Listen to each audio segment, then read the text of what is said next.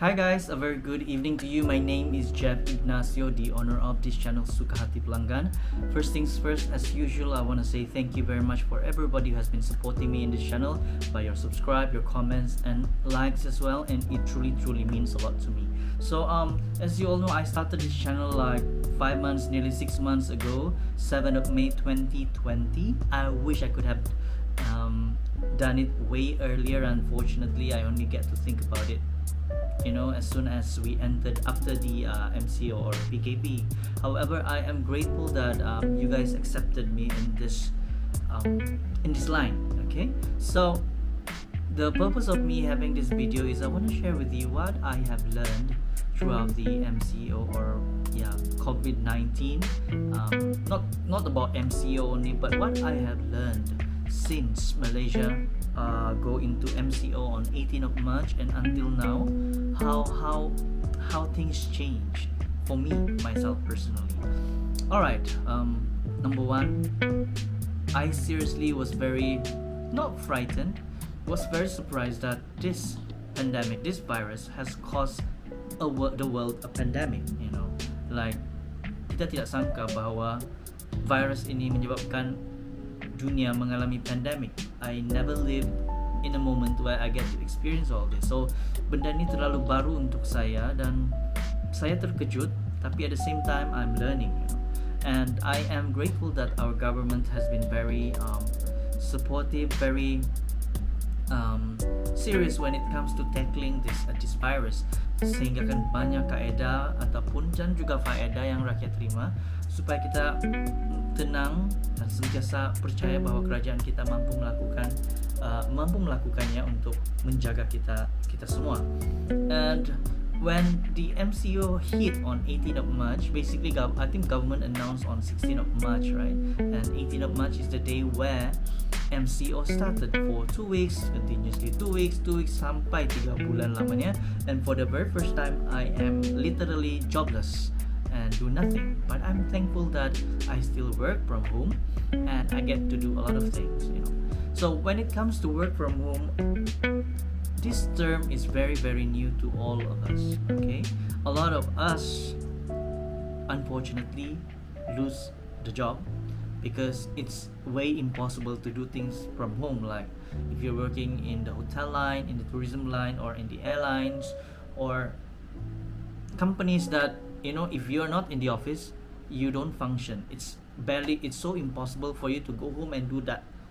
So I pity you guys. I am so sorry that you guys have to go through this difficult moment. However, I believe that time will arrive where everybody will get their job back or found a better job and opportunity. I always believe in that, and you guys have to believe in yourself. And like I said, work from home is very new to me, and even that term also scares me. Why? Because how sure are we? I believe that is the thing that in our bosses' mind, I think, macam mana nak pastikan bahawa mereka ini actually bekerja dari rumah. So is it like, for example, saya masuk kerja 8.30 sampai 5.30 petang. Do I really have to follow the time? Do I have to really I must make sure that I do work 8:30 to 5:30? And how is it? Is it like normal or what? Seriously, semua tu berlega di fikiran saya, dan sehinggalah kami kembali bekerja sekitar penghujung bulan 5 kalau saya tidak silap. And things change, like because of this pandemic, keadaan kita berubah. Selama ini kita tidak pernah biasa dengan mask, tiba-tiba hari-hari kita pakai mask dan diwajibkan. Kalau sebelum ini kita berjalan berkepit dengan teman-teman, rakan-rakan semua, kali ini pula kita perlu menjarakkan diri secara fizikal sejauh 1 meter, bukan 1 kilometer. Okay, saya tengah pakai hand sanitizer. Even at home I also use hand sanitizer. Alright.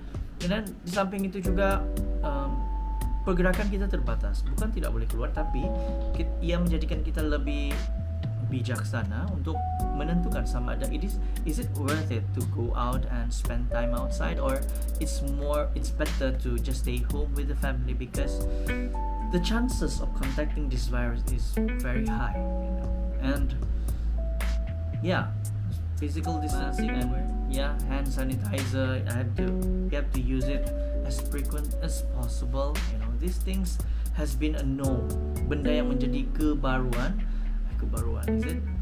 Benda baru yang telah menjadi norma kehidupan kita sejak MCO 18 bulan macam lalu. Dan saya sangat-sangat bersyukur bahawa rakyat Malaysia ini sebenarnya tiada masalah untuk follow order, kecuali segelintir itu yang agak degil. Saya ada juga terlihat beberapa orang yang sangat berani berjalan tanpa menggunakan mask, seolah-olah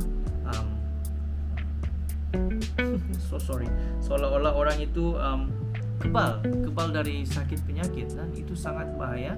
Bukan hanya bahaya pada diri dia, tapi bahaya kepada orang lain, especially kalau dia tinggal serumah dengan ibu bapa, adik-beradik dia. Okay guys, so if you know anybody yang you kenal yang berani keluar tanpa memakai mask, just remind them, if you don't love yourself, kalau anda tidak sayang diri anda, sekurang-kurangnya anda sayangi keluarga anda, nyawa keluarga anda, ibu bapa anda yang tua, dan juga adik-beradik anda yang lain yang mungkin sistem imunisasi mereka tidak berapa kuat, dan mungkin anda kuat dan anda tanpa sadar menjangkiti mereka, dan syukur kalau mereka survive. Tapi kalau mereka tidak survive, itu adalah penyesalan yang no one can bear, alright. So pandemic ini banyak mengajar kita sebenarnya. So kita harus ambil peduli, jangan ambil enteng perkara-perkara seperti yang ini, karena orang yang tiada simptom pun boleh dijangkiti tanpa sedar menjangkiti orang lain. Dan selain daripada itu juga I am a very well traveled person. Saya suka melancong dalam dan luar negeri, dalam dan luar negara, dan saya akan melancong luar negara sekurang-kurangnya 2 kali 1 tahun, paling maksimum pun mungkin 3-4 kali.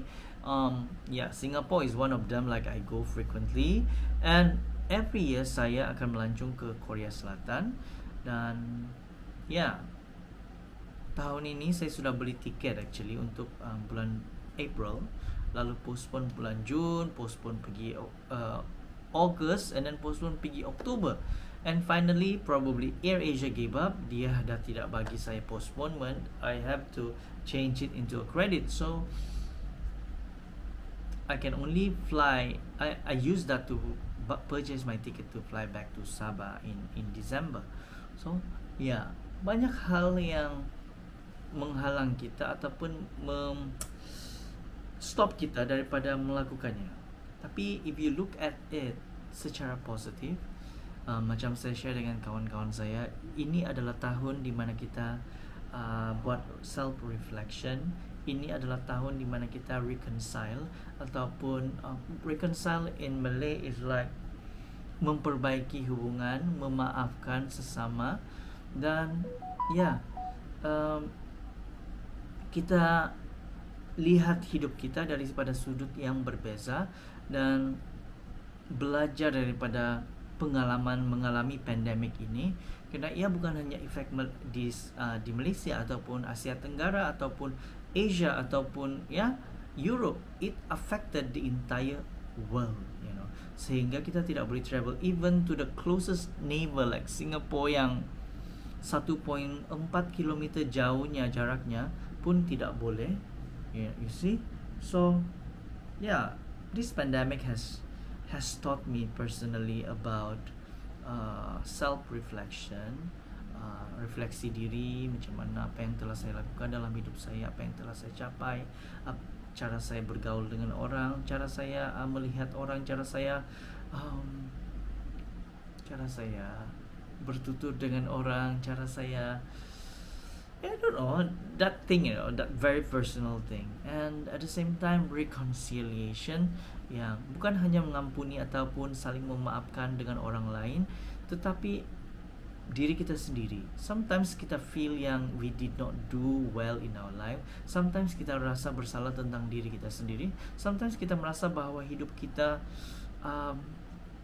tidak cukup baik, So for me, reconciliation is about forgiving yourself, and tell yourself that you are worth it, that you are strong, that you can do this. Like kalau selama ini diri sendiri memperkecilkan diri sendiri, it's time for us to forgive, memohon maaf ke atas diri kita sendiri, and promise that you will do better in life, you know. I always believe that bila kita melakukan yang terbaik, apapun keputusan di sebaliknya, it doesn't matter anymore because you know you have done your best. Okay, and at the same time also it's time for us to redirect our focus. What is more important in life? Is it money, fame, family, friends, or so? Aturan itu telah bertukar. You know, kalau saya bukan tidak pentingkan keluarga, of course my family is important. However, because of this pandemic, dia telah mengurangkan peluang saya ataupun restrict my chances of visiting my mom especially, and you know, hug her like normal whenever I go back. So I feel that this pandemic has taught me one thing: love my family more, make them happy. And your life is not about you, your life is about your family. Of course we serve God, kita ada Tuhan, kita percaya Tuhan, yes. At the same time Tuhan percayakan keluarga kepada kita, meaning to say kita jangan ambil enteng berkaitan hal keluarga, because family is, you're from that family, so basically you are responsible in that family. So saya juga rasa bersalah kadang-kala, tapi saya bersyukur pandemik ini banyak mengajar saya tentang melakukan yang terbaik. Kalau mungkin selama ini sudah terbaik, jauh lebih baik lagi yang boleh kita lakukan untuk keluarga kita. So selain daripada itu juga saya belajar bahwa cara bergaul saya dengan orang, pertuturan saya dengan orang. Kalau selama ini selain daripada itu juga, kalau selama ini saya suka menangguhkan hal-hal yang hal-hal ini dan itu, kali ini saya sudah belajar untuk stop, what's that word in English, suka menangguh-nangguhkan kerja, procrastinate, you know. So I learned that stop procrastinating and do it, because sometimes or probably you will not have the chance anymore, right? So to you guys, untuk anda teman-teman saya di luar sana, belajar. This pandemic mengajar kita banyak hal. Okay, jangan menyalahkan keadaan, tetapi look at ourselves, see ourselves, how far we have gone, we have reached, and selidiki dirilah which one we need to fix, how to fix it, where to redirect our focus, reconcile, and you know, self-reflection. So I'm grateful that this pandemic has mengajar saya banyak hal dalam hidup saya, dan I promise that I will do better, and berusaha untuk tidak menangguhkan apa-apa lagi, karena sometimes we will not have the chance. Alright, itu saja perkongsian saya pada hari Ahad ini. Tomorrow we need to work, so do our best. I know a lot of us will face Monday blues. It's okay, it's normal, as long as you know yourself. Don't give up, keep it up, and we are in this together. Not only you yang menghadapi COVID-19, seluruh dunia menghadapinya. So we need each other to be strong and persevere. Alright, so guys, thank you so much for listening my bebelan. I like to talk actually, but I'm still learning at the same time how to, you know, manage my communication. So thank you, you guys. Have a wonderful evening. Stay safe, and may God bless you. Bye bye.